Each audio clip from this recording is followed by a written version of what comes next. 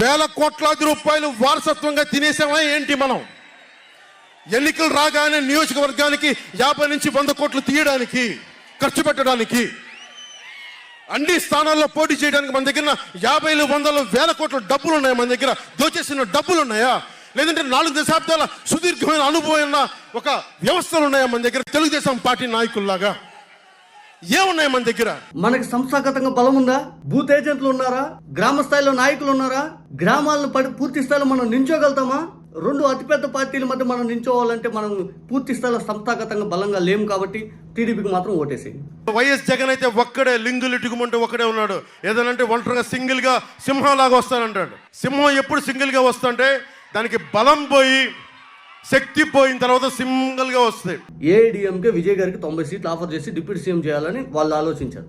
కానీ ఈరోజు సీఎం అయి కూర్చున్నాడు. ఒంటరిగా పోటీ చేశారు సింగిల్ గానే. ఆయనకి సంస్థాగత ఎన్నికలు ఆయనకు బలం లేదే, బూత్ లెవెల్ కమిటీ ఆయనకి లేదే, గ్రామ స్థాయిలో నాయకులు లేరే, ఓటర్ అన్నాడు. ఆ ఓటర్ నించోబెట్టాడు. మీరు మీ వాళ్ళని మోసం చేశారు. విజయ్ గారు 2 ఏళ్ళు, మీరు 12 ఏళ్ళు పార్టీ పెట్టి ఇప్పటికి కూడా గ్రామ స్థాయి నాయకులు లేరు, బూత్ కమిటీలు లేవు, సంస్థాగతంగా బలం లేదు. టీడీపీ 15 ఏళ్ళు ఈ గుద్దులాటలో సరిపోయింది. మీరు పార్టీ పెట్టి టీడీపీ కోసం జనాలకు అర్థం అవ్వాలా?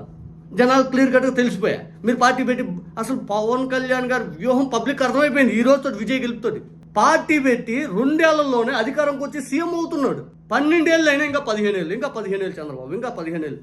అఫ్కోర్స్ మీరు బలపడితే టీడీపీ బలహీనపడింది. సో మీ పార్టీ బలపడినా టీడీపీ గెలవాలి. ఆ ఆలోచనతో ఓటర్ని అట్రాక్ట్ చేస్తే టీడీపీని గెలిపిస్తారు. అసలు అబ్బో మీ మ్యానిపులేషన్ చూడాలరా నాయనో. మీ నటన, మీ హావభావాలు పబ్లిక్లోకి వచ్చి సుగాలి ప్రీతి అంటారు, అదంటారు, 33,000 అమ్మాయిలు అంటారు. విజయ్ గారిని మీ మాట వినుంటే విజయ్ పాప మోసపోయేవాడు.